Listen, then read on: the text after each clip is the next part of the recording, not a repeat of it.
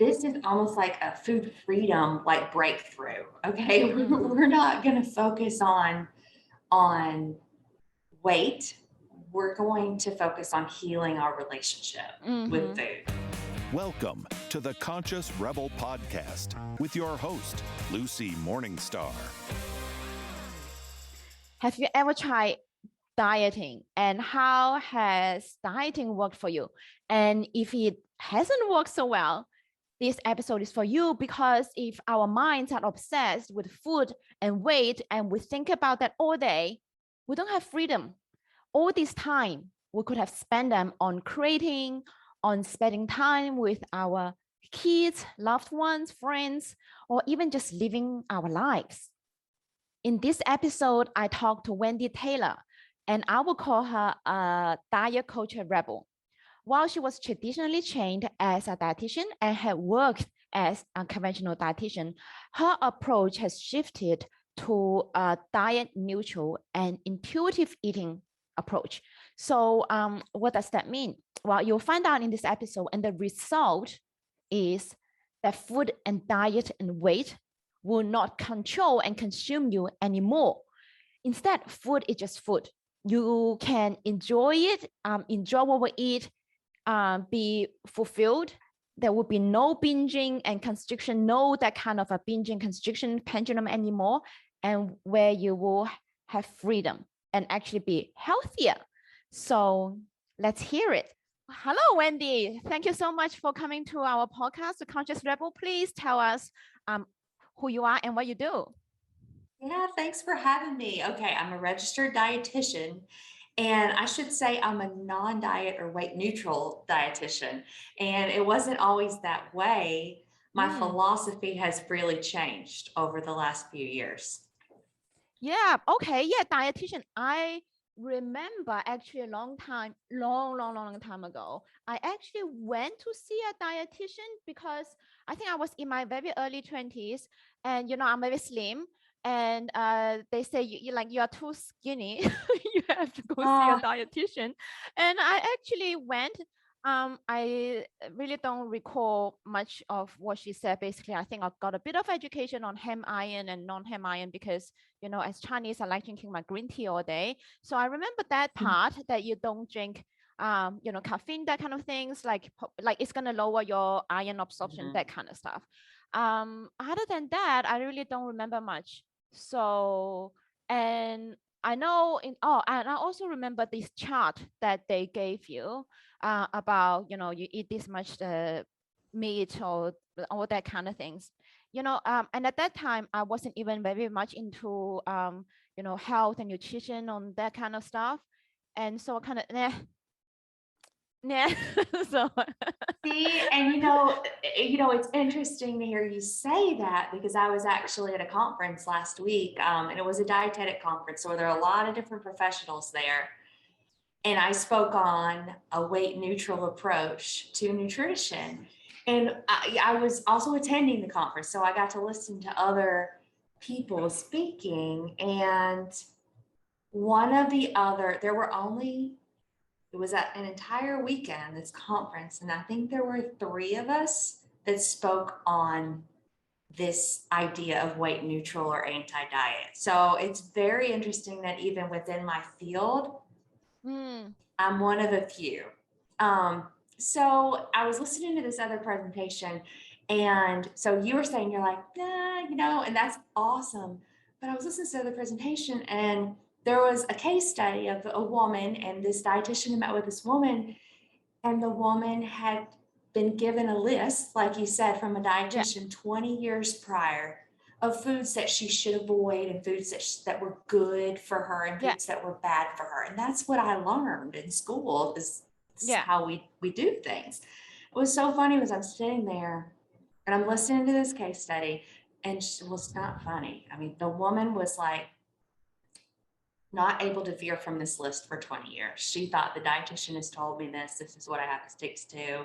And for 20 years, she never ate a food off that list. And so it hits people different ways. It takes willpower though, doesn't it? Takes willpower to stick to that list. But I think up to a certain point, it becomes habitual, maybe. she actually had an eating disorder, and that went undiagnosed for years and years and years because this dietitian had given her a list.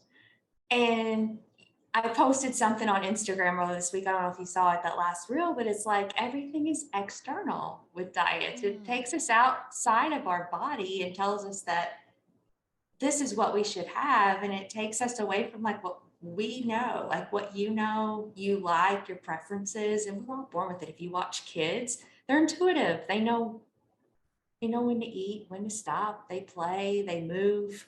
And somewhere along the journey of life, we get influenced by our Yeah, family so members. you were trained as a dietitian. So like how is it different from your approach now, and what led to that change in your approach? Yeah, it's so different now. So now I practice using a weight neutral model with my clients. And what that means is that I strongly believe that weight doesn't have anything to do with health. And so we separate weight, we take it Well, but out of the you equation. know what? Wait a minute, Wendy. I find it hard to believe that, because if you look at someone who's like obviously overweight or obese, and you say that has nothing to do with health, I find it hard to believe that. Weight doesn't measure health. And so that is, like I said, I was one in a bunch of dietitians there. I was over maybe 3 talking about this. So it wasn't anything that we were taught in school. I mean, we're led to believe, right, that if we just work harder, that we'll get the body that we want. When largely it's due to genetics. So I was actually listening to another podcast on the ride home today, and the statistic stuck out to me. And it's so interesting you asked that, because like we always go to food and exercise. When it comes to health, that's the first thing that we'll go to, is like, okay, we have to change something with our food and our exercise.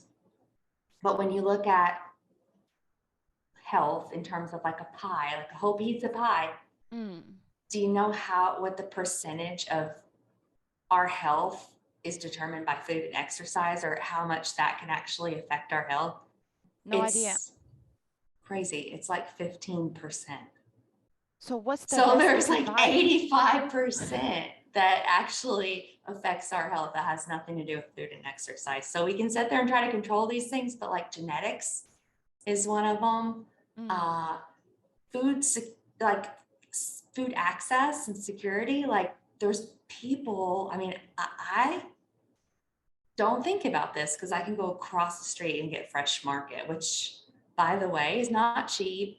And I own it, like I'm privileged, I can do that. But like so many people don't even have access to food, like they have a gas station. Food.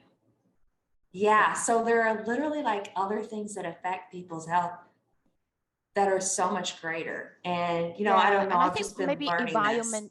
Maybe environment is a factor too. Totally. Social groups. Yes. And then focusing so much on weight when you know that like food and exercise are only 15%, it really can make people, it can lead to these huge extremes with eating and with exercise, because they think like, this is what I need to do to be healthy. And so they go into this extreme. I'll see it a lot of times with food, with like a binge or restriction cycle. So they'll like restrict.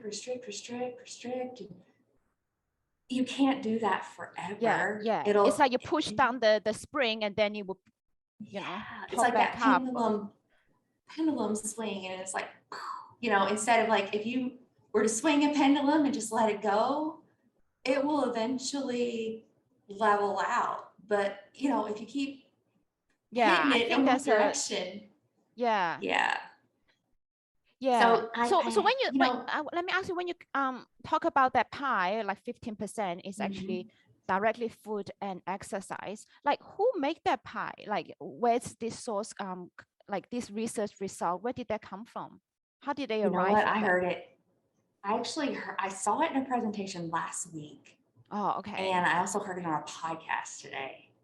And I will find that out for you if you want to put it in the show notes. I'll Yeah, find a link to it. yeah, that'd be Yeah. great. Because I think we actually have less control over our weight than we're led to believe. But culturally, in healthcare, in our current model, it's so focused on weight. And so part of that is because of this BMI scale, which is huge. Yeah, it's not a reliable predictor for health. So it basically, tries to, I mean, I'm looking at you, Lucy, and then there's me. We're completely different, like ethnicities, body types. We've got people that are darker skin and curvier. Like we can look around and see that like body diversity is real, it's a thing. But yet we're all supposed to fit into this box of 18 to 25 on the BMI chart. So we can't trust the BMI. And I can even go into its history if you want me to. Yeah. I think I've heard about it. But I want to ask you something before that. It's like, because of course, we are all like different body type, genetics all play a part. Like I'm just naturally very small. Like I can eat a lot and I'll still remain small. So yeah. And so is my mom, right? But there are of course people who, like my partner, he's a lot bigger. So like there, it definitely is, but you can also, can't you like also tell if someone, it is just, they are like just naturally a bigger person, bigger bones, and they naturally have like more body fat or muscles than my body type, that kind of things, versus someone clearly is overweight or obese and unhealthy, right? Because like I think like when just like walking out and going to the shopping centers or to the beach, whatever, you can actually tell like this person just naturally a bigger person, like that is just, but that is actually this person actually gone to like unhealthy overweight. Like you can tell, right? Like we're not denying that you are, like, if you're obviously overweight and unhealthy, you're not fooling yourself to think, oh, that's just my body.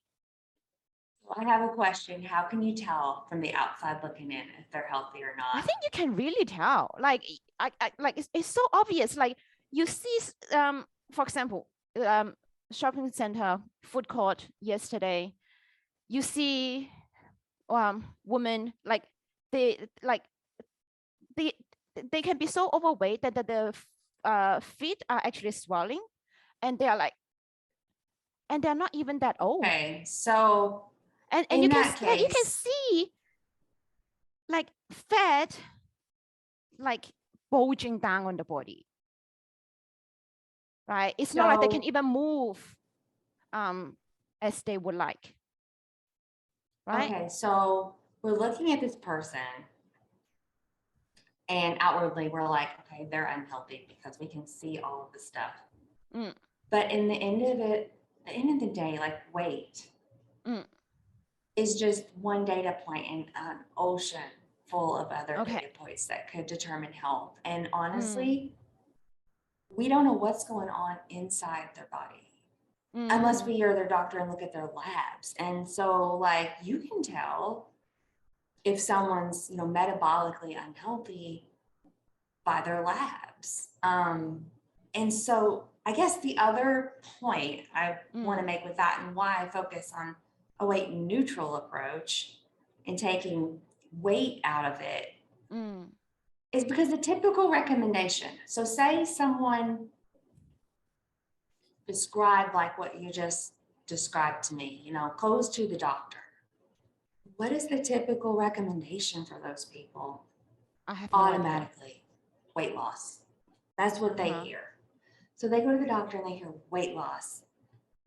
And here's the thing. There's been no research found that says weight loss or dieting is sustainable over 2 years of time. So we're giving them, it's like as if you go to the doctor and you say, okay, I have a health problem. I need help. The doctor does his assessment. He does his lab. He does everything he needs to do. And he hands you a script and he says, okay, here's your diagnosis.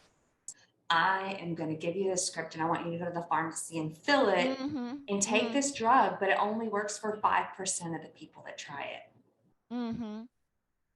Would you want to run to the drug store and have that filled? Yeah, so I think so correct me if I'm wrong.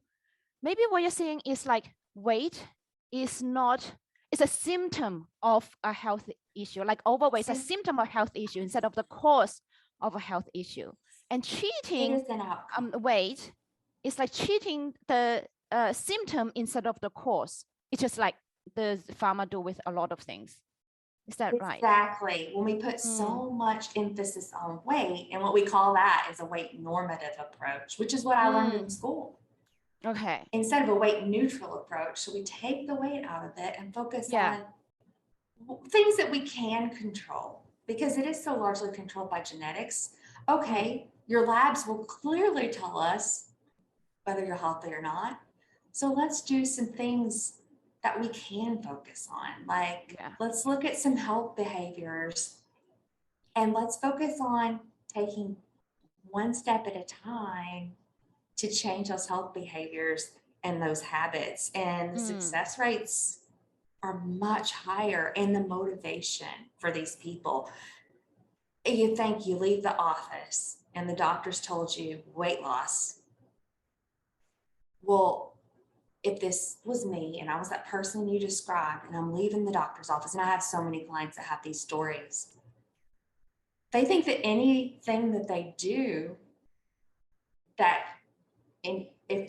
they just think I've got to lose weight. And so anything I do to lose weight is healthy. And they end up doing the very behaviors that are exactly like eating disorder behaviors. They restrict, they start counting, they start stepping on the scale multiple times a day. They start obsessing about food. And none of that is healthy mentally. And it doesn't help them out physically. Maybe short term, maybe they go on a crazy diet, but it's not sustainable. So over time, what happens with diets is I have this tool that I will have clients go through in the beginning when they start working with me. And it's like a diet history tool. And it's like, have diets really worked for you? And I'll have some people say, yeah, they work. But then we go through like, what do you mean by work? Oh, I lost weight this one time. But let's go back through your history. So you lost weight. How long did you keep it off? What ends up happening is these people are chronic dieters for their whole life because they'll go from diet to diet to diet to diet. It's not sustainable beyond 2 years. And they'll cycle and they'll gain weight and they'll drop weight and they'll gain weight and they'll drop weight. And over time, what this does is it almost patterns like this. When you look at like a chart, you'll see it go up over time. And so what they're doing is they're increasing their natural body's set point weight. Which every time with every diet, you make it harder to get back to your natural set point weight because you're breaking your metabolism. So the metabolism slows down, and we call that weight cycling, when you're dropping weight and you're gaining weight, you're dropping weight and you're gaining weight. And so over a lifetime of diets, that weight cycling is actually worse for your health than if you just left it alone in the first place. So it really increases your stress. It's really stressful on the body to lose weight, gain, lose, gain, lose, gain. You're not maintaining just a balance. And so that's what I'm working with women to do, is to get back to just a balance. And with intuitive eating, which is the book and the principles that I base and coach my clients on, it's basically gentle nutrition, and we call it joyful movement. Like, so we focus on nutrition, but it's in a way that like allows you to find a balance. And over the process of the journey, it takes a while. This isn't like a 30-day fix or anything by any means if you've been dieting your whole life. But there comes a point in the journey when food just becomes food again. And that's because there's kind of these different points in the journey where, like, when women come to work with me, they're afraid. They're afraid that they're going to gain more weight if they allow some food off the list back in their life again. They're like, ooh, I don't eat that. I don't have that food in the house. Now, here's the thing, and I'll be very honest with people, is like, this isn't a weight loss diet. This is almost like a food freedom, like breakthrough. Okay. Mhm. We're not going to focus on weight. We're going to focus on healing our relationship with Mhm. food. Mm. So I can't tell you whether you're going to eat. Three things could happen. You could gain weight, you could stay the same, or you can lose weight, Yeah. honestly, with intuitive Yeah. eating. And that all depends on where you're at when you started. If you have been chronically dieting, and if you're at a point where like your body is not at a, but you could lose weight, if you were above your set point. If you've been restricting your whole life and trying to keep your body at a point where it's like lower than it needs to be, like I see a lot of women, 1,200 calories, they don't want to eat anymore. That's a 2-year-old really needs to put 1,200 calories. If you've been restricting to keep your body to look a certain way, could be that it gains, could be that it stays the same. Honestly, Mm. I haven't changed that much since I've been an intuitive eater now for like 6 years. So what is intuitive eating? Intuitive eating is really, so I said gentle nutrition takes you back to where like food is just food. Intuitive eating is healing your relationship with food, and it includes your body too. So I don't want to leave the body out. But intuitive eating is based off of 10 principles. It's a book by Elise Fresh and Evelyn Tripoli, and I can like give you the link if you want it. But that's Okay. what I base my program on, these 10 principles. And what I've found is there's almost like a journey that women go through. And so the first piece of the journey is understanding that diets are never going to work, that they haven't worked, and you have to be ready to be done with diets. And that's scary because the second phase, after you've done the mental, like, and this is where I think your audience might connect with this mindset piece of it, you have to get your mind frame in a different position to think about food. So food's not going to control your life anymore. You're going to take the control back, because that's what happens with diets. They're all external. Yeah, I like, one about the mindset thing. I went through Brooks, the life coach schools training, and they have section on overeating, and they do talk about mindset a lot. And Mindset's I find huge. Mindset is really huge, because I find that even with friends and stuff, and I can see, how we are different in terms of thinking about food, is that I don't think about food that much, other than, oh gosh, I just need to get something to fill our stomach, especially for the kids. We're But hungry. I find that with some of my friends, right, they either eat food for pleasure. It's like, oh, we need to try out this. It's so yummy. Like it is like they get their pleasure from food, Part of it. or pleasure and comfort. And another, they're fearful about, but then still, in some way, even in that category, I think they still find food in pleasure. If there's pain, there's pleasure, right? If there's pleasure, there's pain. So I think probably in terms of the mindset, people they focus so much on the food that it's become their point of avoiding pain or seeking pleasure. Yeah, you're bringing up. Okay, so with the phases, part of that is you got to get your mindset right? First, understand that diets don't work, and that's the first piece of it. And the second phase is, this is where people get stuck, is giving yourself permission to allow all foods a place in your life. People think if they let all foods, now this is, some people have, Crohn's disease, celiac. Okay, that's fine. I'm not telling you to eat gluten. That's not, it's understanding medically what you can and can't have, allowing foods back into your life, not restricting anymore, and coming to a place where you feel your best optimally. And that's your body's set point, where it's going to function most optimally. And like, we don't focus on weight. We focus more on how you feel. So there's this big fear that if you allow foods back into your life, if I allow Oreos into my house, I'm going to eat the whole bag. Well, there's also this whole idea where like, and now as an intuitive eater, I used to not have those things in my house. So when they were in my house, I did eat the whole bag or throw half the bag away. Like, I gotta get this out of the house. Well, now I have like multiple types of sweets in my house because food doesn't have control over me anymore. So I help women get over that hump, hold their hand through the process. We learn how to add, and a lot of times it's like scary to do it on your own. If you read the book, and I have a lot of people will read the book and try to do it on their own. It's very hard to do it on your own without the help of somebody that understands, like a dietitian in this realm that can walk you through the process, because mentally it can be very hard.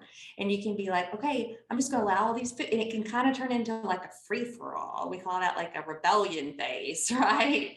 But there's a way to add all foods back into your life, make peace with them, baby steps. And then another part of that process is tuning into your body's hunger signals, your fullness signals, like understanding body cues. So when we're on diets, think about it. It's all the lists telling you when you can, food rules, when you can eat, when you can't eat. There's a window, you can't have this. So you're tuning out of your body and how it feels and how, your hunger signals. So I help them tune back into their hunger signals, their fullness signals. Sometimes they're deadened. If you've been dieting for years, people will say, I don't even feel hungry in the morning, or I don't even know if I'm hungry. How do I even know if I'm full? So we have to find that again. And sometimes that takes a little bit of structure, meal. Yeah. And so that's more of the dietitian stuff that I bring back in. I'm like, let's work on this. And slowly over time, you start to get your hunger signals back again. You start to feel full by adding in a variety of foods. And we add in more and more over time. People be like, oh, like I don't feel this crazy desire to like, eat all this stuff, because I can have it anytime I want, but it's got to get to that phase. And then I think so much of it is, you brought up the word satisfaction. That is my favorite principle. There's an entire principle on satisfaction. And you can have like physical fullness, because a lot of times chronic dieters, like dieting your whole life, will try to make this into the hunger fullness diet. And so there's like this faux thing where it's like, oh, I just ate half a banana for breakfast and I'm full. And I'm like, but is that really enough? I mean, this isn't the hunger fullness diet.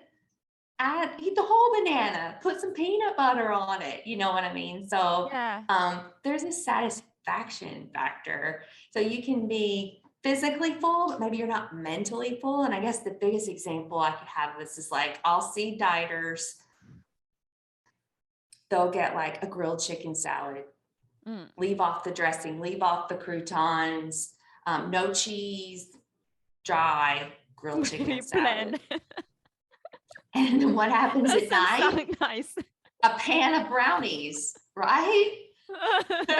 A pan of brownies, a whole entire pizza. And I'm like, you didn't, maybe if you had a more satisfying salad for lunch, you would have more balance. And so it's that pendulum swing. And I'm just trying to get them to home back into their body and its signals, because diet take it so far away from that.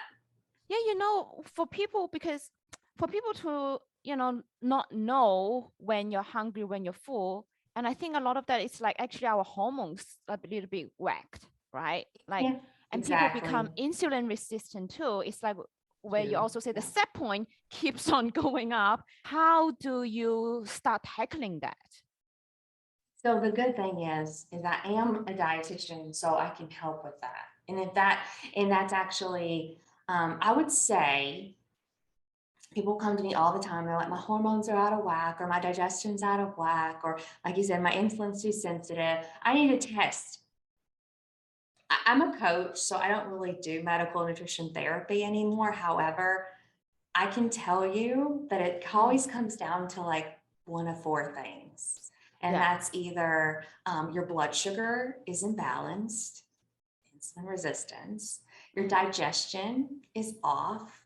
So I specialize in gut. I wrote a book for gut health, but it was about eliminating foods for gut health before I was a non-diet dietitian. And realized I was creating fears for women.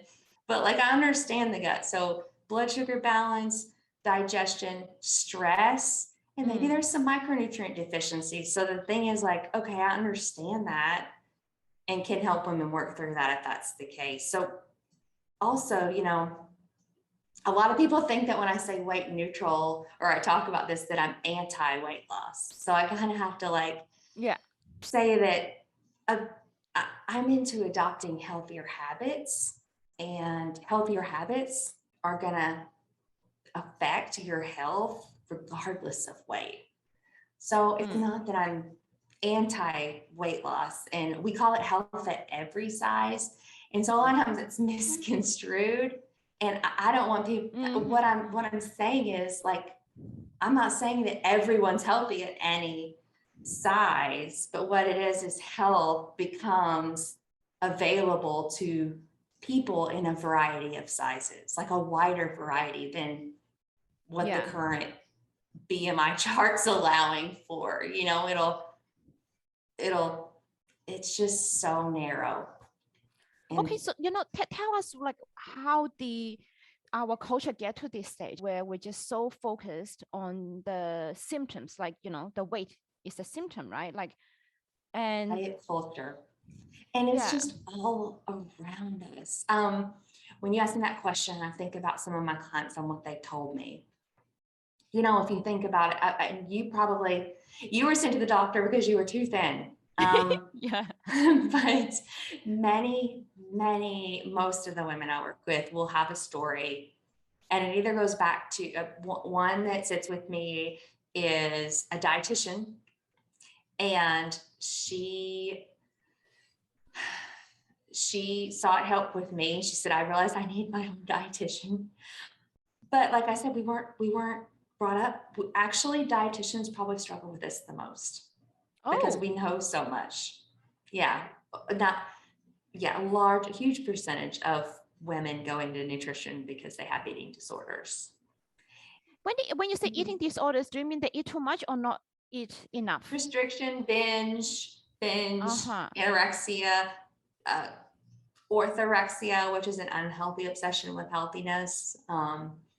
So yeah, it's just, and we end up going into it in college, and then college just reinforces that because we're not learning the weight neutral model or what it means to be a non-diet or just be balanced with our health. And so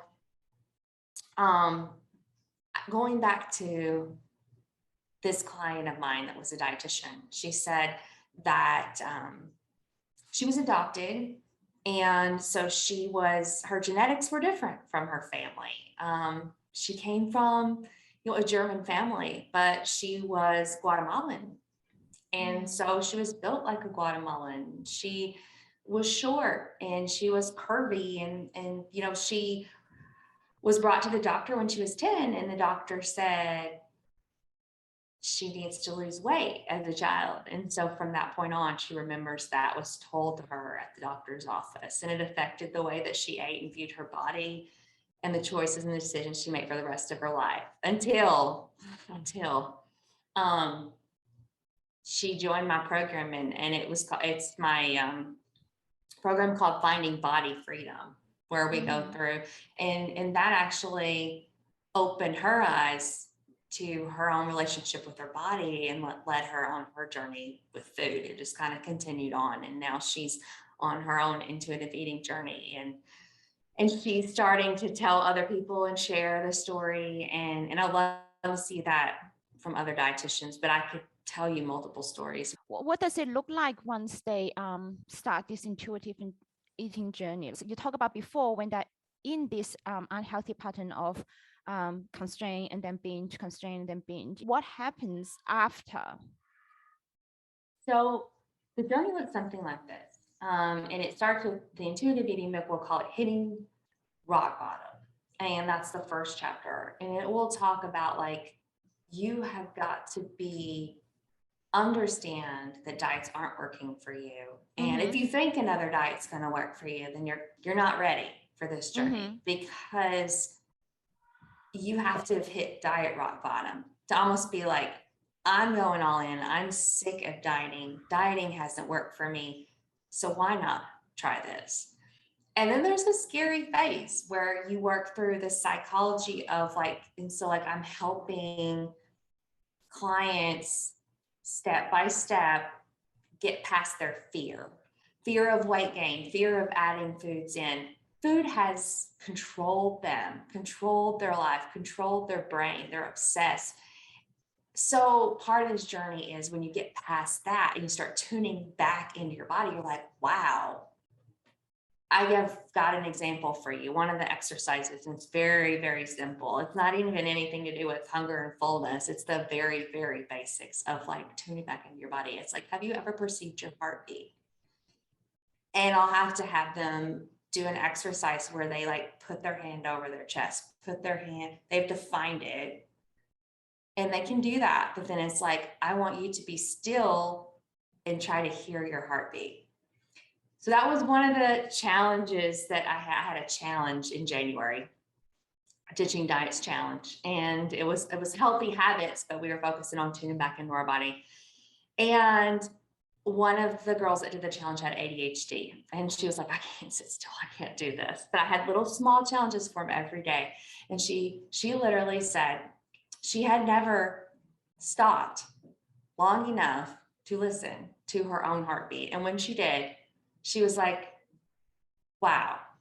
She's like, I had so much gratefulness like pour into me that my body is working every day and it's doing what it can to keep me alive, to keep oxygen to my cells, to like, and just in that like 60 seconds, she was like overwhelmed, tears in her eyes. She's like, I have never thought of my body this way. And I guess I'm thinking about like women going and like trying, this is the reason, like, this is the passion I have for like weight neutral approaches, is because like I've seen too many women afraid to go to the doctor. We're delaying healthcare now for women because they don't want to go to the doctor, because they don't want to step on the scale. They don't want to be shamed. And it's like, there are other ways that we can help people. And I do think that you can learn to self-moderate without all the food rules, the BS. You know, I think that literally what I'm doing is helping you. Okay, I'm going to give you the knowledge. And this is what I told dietitians at a conference last week when I spoke to them about being weight neutral. There were a lot of interns, a lot of new dietitians coming into this field. And I said, we have been given a lot of wonderful knowledge. I mean, we went to school to learn biochemistry. We have all this knowledge of how food is broken down, metabolized, absorbed. We can take that knowledge that we've been given and we can teach it to other people. But it's like combining that with our own body's intuition. Like we know, we just have to learn how to listen to it again. Like our body's communicating with us. And that's what I tell people when they get so afraid that eating something is going to just like blow them up. I'm like, look, your body's trying to communicate with you. We just have to learn how to listen to it again. And by the way, this isn't like perfection. There might be a day when maybe you don't listen to your body so well, but it's okay. It's just like a day. So the biggest thing with intuitive eating is not getting hung up in the perfection and making a decision in the moment. And it's like, okay, like if I ate more than my body wanted and I feel sick, like I move on. And that doesn't mean that I restrict tomorrow and don't have breakfast. And then there's this misconception, I think, about what I'm doing now as a weight neutral or non-diet dietitian, that that basically what I'm doing is ignoring health. And that's completely, couldn't be further from the truth, honestly. But I actually want to help people balance that good nutrition knowledge with tuning back into their body. Yeah. So basically, it's when people tune out of their body and you're just relying on misinformation. Let's call that. Right. And so it's all that Misinformation. information, all the food rules that have taken us so far away from Yeah. understanding like our body communications. And so it's that's why I have a membership now and I call it the Food Confidence Club, because I want to help people become confident with their food choices and help women eat happy and move freely without guilt and shame. That's literally my mission So with all from of what you this. do is when you say weight neutral, actually it's not like you want to tell people, wow, you can be fat and just be fat and don't worry about health. When you look online, people talk about weight. It's either a lot of people are really obsessed with, weight control, weight loss, or there's also the other extreme, right? Where, oh, I'm fat and or whatever, and don't care about health. I'm just beauty is. But what you're saying is like weight is actually a symptom. It's just trying to find a cause, which a lot of times is how we lost touch with our body, right? Yeah, weight loss could be an outcome of Could be an outcome instead it of could be instead of focus of the solution. it can actually be harmful to place so much emphasis on weight, Wait, especially with the BMI scale. And that's our current health model that is so antiquated. tell us I didn't about the even go BMI. in. I would love to tell you about the BMI. So in 1832, an 1834. astronomer and statistician developed the BMI. And he was actually, it wasn't called the BMI then, it was called the QI, Quality Index. And he was looking at statistics and population of white European males. So I know you're gonna be like, what?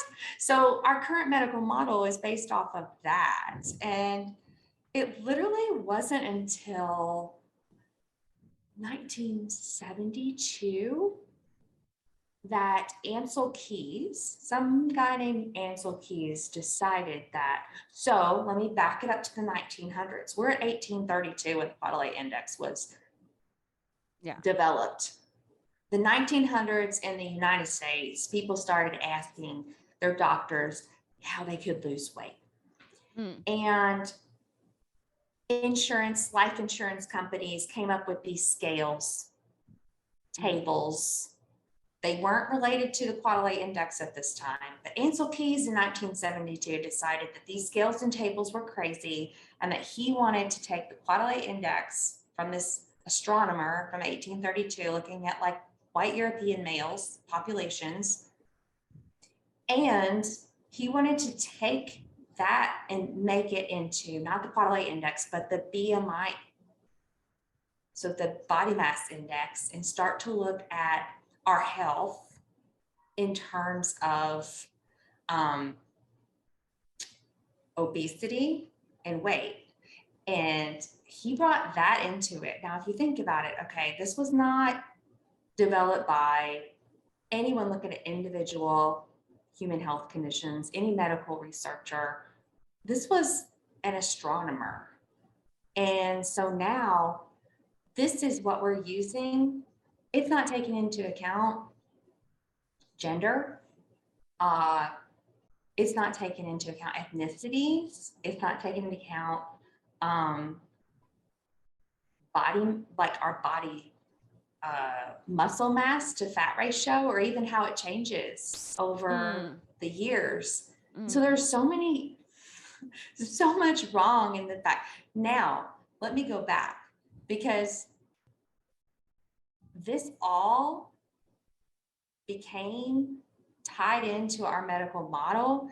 And it was like in 1996 when the World Health Organization, and there was a committee on the National Institute of Health, that decided that this BMI chart, I think at that point, they even lowered it. A normal weight was 28. The BMI was 28 for men and 27 for women. And they lowered it to 25 for both genders.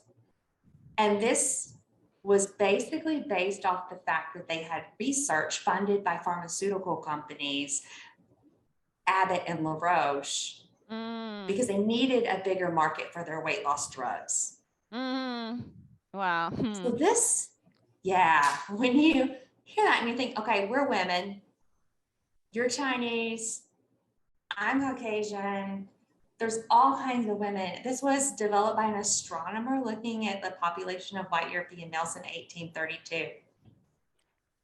Yeah, anything the big pharma or the WHO can get their hands on and to to use to then, tell you what to do with your body. Well, I think people by this point should know that at least be suspicious and know that there's something wrong with that.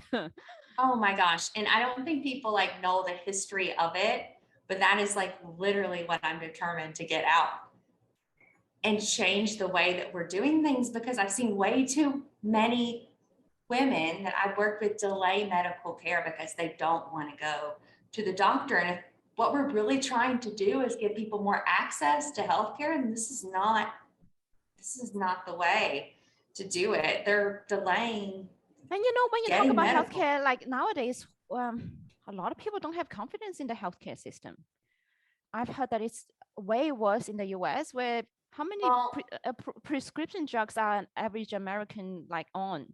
You know what? That's not something I have a statistic for, but I will tell you that your average physician has not had one nutrition class in his whole. And so there are a lot of physicians out there telling patients to go on diets and not understanding any of these concepts. No. And so finding a weight neutral physician is hard.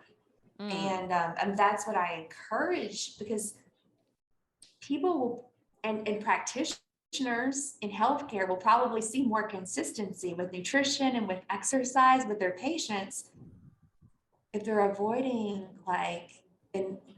if they don't see all the all or nothing, the extremes, that pendulum swing.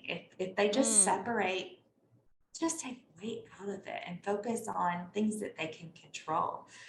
So shifting so much focus on how you look to how you feel.